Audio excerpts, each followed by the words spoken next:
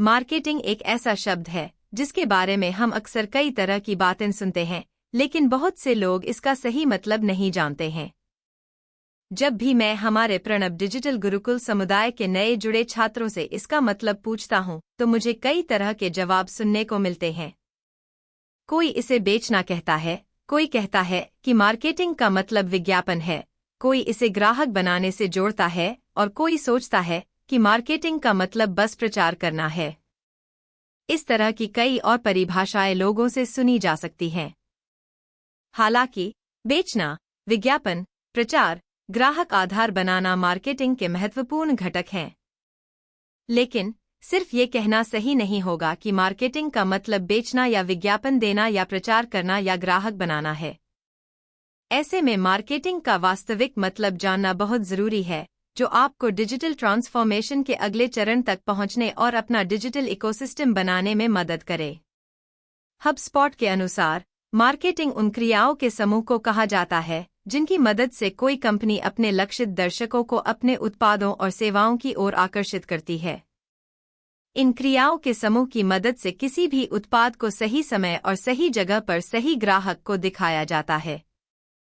Marketing का अंतिम लक्ष्य इन क्रियाओं के समूह को रणनीतिक रूप से लागू करके व्यवसाय को बढ़ाना है। व्यवसाय भी तभी बढ़ेगा जब मौजूदा ग्राहक आपके साथ बने रहेंगे, नए उत्पाद और सेवाएं खरीदते रहेंगे और नए ग्राहक भी जुड़ते रहेंगे। हर कंपनी का लक्ष्य जीवित रहना होता है, चाहे वो भौतिक उत्पाद हो, डिजिटल उत्पाद हो या सेवा हो। इस लक्ष्य को पाने के लिए कंपनियां अलग अलग मार्केटिंग रणनीतियों का इस्तेमाल करती हैं।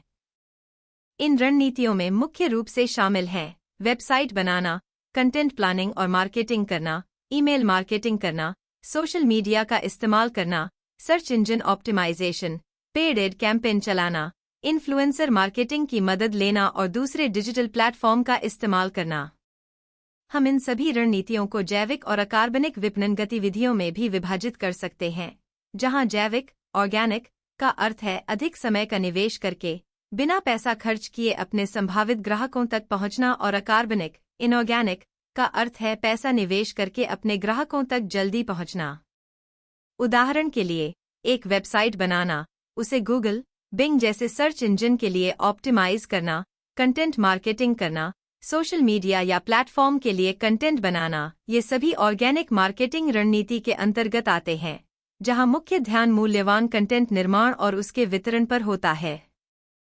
गूगल और यूट्यूब पर विज्ञापन चलाना, इंस्टाग्राम और फेसबुक जैसे बड़े सोशल मीडिया प्लेटफॉर्म पर अपने विज्ञापन अभियान चलाना, प्रभावशाली मार्केटिंग की मदद लेना, प्रभावी इनऑर्गेनिक मार्केटिंग का हिस्सा है। ऑर्गेनिक या इनऑर्गेनिक मार्केटिंग रणनीति को लागू करते समय अपने लक्षित दर्शकों को ध्यान में रखना बहुत जरूरी है, और यह भी समझना चाहिए कि आपके दर्शक आपके द्वारा दिए जा रहे संदेश से जुड़ पा रहे हैं या नहीं। एक बार जब दर्शक आपके संदेश को समझने लगेंगे, तो आपके लिए अपने उत्पाद या सेवा को पिच करना आसान हो जाएगा।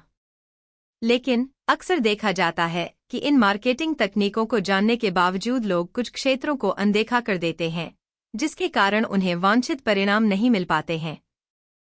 तो आइए इन उपेक्षित क्षेत्रों पर भी एक नज़र डालते हैं। मार्केटिंग एरियाज जो अक्सर निग्लेक्ट कर दिए जाते हैं। पुराने ग्राहक, एग्जिस्टिंग कस्टमर्स। पैसे कमाने के दो मुख्य तरीके हैं। पहला, आपके पास कोई प्रोडक्ट है, और दूसरा, आप कोई सेवा दे रहे हैं। दोनों ही तरीकों से आपको उन इच्छुक लोगों तक पहुंचना होता है जिन्हें आप अपना ग्राहक या क्लाइंट बनाना चाहते हैं।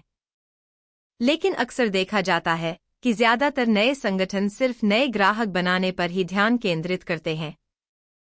उन्हें लगता है कि हम जितने ज्यादा लोगों को अपनी कंपनी से जोड़ेंगे, उतना ही हमारी कंपनी का रेवेन्यू बढ़ेगा और हम तरक्की करेंगे। लोगों को अपनी कंपनी से जोड़ना और अपना कस्टमर बेस बढ़ाना गलत नहीं है, लेकिन हमेशा सिर्फ नए ग्राहक बनाने के बारे में सोचना सही फैसला नहीं है। मौजूदा ग्राहकों से बातचीत भी उतनी ही जरूरी है जितनी नए ग्राहक बनाने के बारे में सोचना। लेकिन अक्सर नई कंपनियां इस बात को नज़रअंदाज कर देती हैं या इसे ज्यादा महत्व नहीं देती हैं, जिसकी वजह से उनके मौजूदा ग्राहकों को वो सपोर्ट नहीं मिल पाता जिसके वे हकदार हैं। उनकी समस्याओं का समाधान करना, प्रश्नों का समाधान करना, अच्छा सपोर्ट देना, ये सब एक कंपनी की विश्वसनीयता, अधिकार और विश्वास बढ़ाने में कारगर होता है। इससे कंपनी की सकारात्मक समीक्षा और रेटिंग प्राप्त करने की संभावना काफी बढ़ जाती है, जो अंततः कंपनी के विपणन खेल को मजबूत बनाने के लिए आवश्यक है। वेबसाइट अनुकूलन, वेबसाइट ऑप्टिमाइजेशन। डिजिटल दुनिया में सबसे महत्वपूर्ण डिजिटल संपत्ति एक वेबसाइट है। यह वह जगह है जहां आपके संभावित खरीदार या ग्राहक आते हैं, आपके व्यवसाय को समझते हैं, आपके उत्पादों और सेवाओं को देखते हैं, आपके बारे में पढ़ते हैं और तय करते हैं कि उन्हें आपका ग्राहक बनना चाहिए या नहीं। लेकिन क्या सिर्फ वेबसाइट बनाना ही सही मार्केटिंग रणनीति है? क्या सिर्फ वेबसाइट पर कई पेज बनाने और उत्पादों या सेवाओं को सूचीबद्ध करने और अपने संगठन के बारे में जानकारी डालने से ही आपको ग्राहक मिलने लगते हैं? शायद नहीं। इसे प्राथमिक मार्केटिंग कहते हैं। सिर्फ वेबसाइट बनाने और अपने संगठन के मूल मूल्यों, ब्रांड स्टेटमेंट, मिशन, विजन आदि जैसे बड़े-बड़े शब्दों का इस्तेमाल करने से ग्राहक आपके पास नहीं आएंगे। इसके लिए सबसे महत्वपूर्ण कारक है ऑप्टिमाइजेशन। ऑप्टिमाइजेशन का मतलब है ऐसी सामग्री, संरचना या रणनीति का पालन करना जिससे आपकी वेबसाइट उपयोगकर्ताओं और सर्च इंजन दोनों के लिए ऑप्टिमाइज हो जाए। अब सवाल यह उठता है कि ऑप्टिमाइजेशन कैसे करें और ग्राहकों को अपनी वेबसाइट पर कैसे आकर्षित करें। वेबसाइट ऑप्टिमाइजेशन के दौरान आपको खुद से कई सवालों के जवाब देने होते हैं, जैसे आपके लक्षित दर्शक कौन हैं और उनकी समस्याएं क्या हैं? आपको अपनी वेबसाइट पर कितने पेज चाहिए?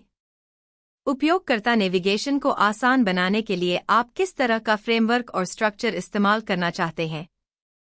क्या आपकी वेबसाइट पर उचित लिंकिंग है और क्या कोई टूटी हुई लिंक है? आप किस तरह के कीवर्ड इस्तेमाल करना चाहते हैं? क्या वेबसाइट मोबाइल उपयोगकर्ताओं के लिए ऑप्टिमाइज है?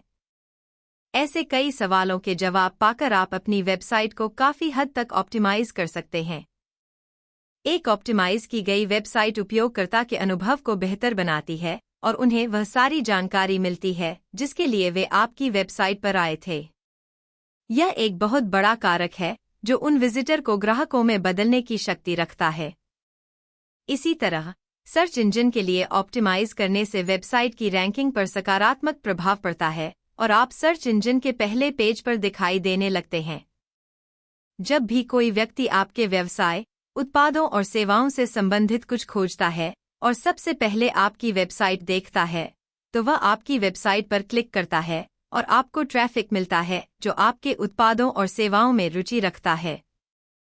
यहाँ आपको यह ध्यान रखना है कि वेबसाइट को मोबाइल यूजर फ्रेंडली बनाना न भूलें और साथ ही इसे वॉइस सर्च के लिए ऑप्टिमाइज करना न भूलें। आज दुनिया में करीब 8.25 बिलियन लोग मोबाइल फोन का इस्तेमाल करते हैं, जो कि दुनिया की 85% से भी ज्यादा आबादी है। ऐसे में मोबाइल फ्रेंडली वेबसाइट न होने से आप अपने लिए नए ग्राहक बनाने का मौका खो सकते हैं। इसी तरह आज वॉइस सर्च ने भी अपनी जगह बनानी शुरू कर दी है। आज लोग लिखकर या टाइप करके सर्च करने की बजाय बोलकर सर्च करने में ज्यादा सहज महसूस करते हैं। इसी बात को ध्यान में रखते हुए कई कंपनियों ने अपनी वेबसाइट को वॉइस सर्च के लिए ऑप्टिमाइज करना शुरू कर दिया है।